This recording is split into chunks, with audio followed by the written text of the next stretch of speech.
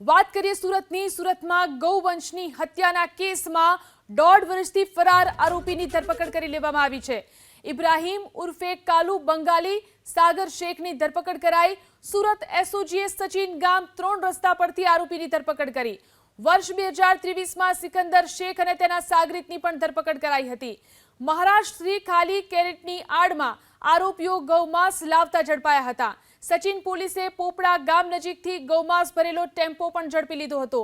સિકંદર શેખને પોલીસે પકડી પાડ્યો હતો। આરોપી ઇબ્રાહીમ નાસી છૂટ્યો હતો। એસઓજીએ આરોપીની ધરપકડ કરી સચિન પોલીસને સોંપ્યો છે।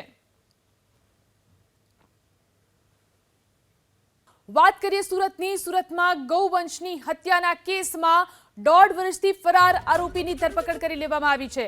ઇબ્રાહીમ ઉર્ફે કાલુ બંગાલી સાગર શેખની ધરપકડ કરાઈ। સુરત એસઓજીએ સચિન ગામ 3 રસ્તા પરથી આરોપીની ધરપકડ કરી।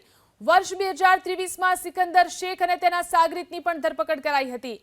મહારાષ્ટ્રથી ખાલી કેરેટની આડમાં આરોપીઓ ગૌમાંસ લાવતા ઝડપાયા હતા। સચિન પોલીસે પોપડા ગામ નજીકથી ગૌમાંસ ભરેલો ટેમ્પો પણ ઝડપી લીધો હતો।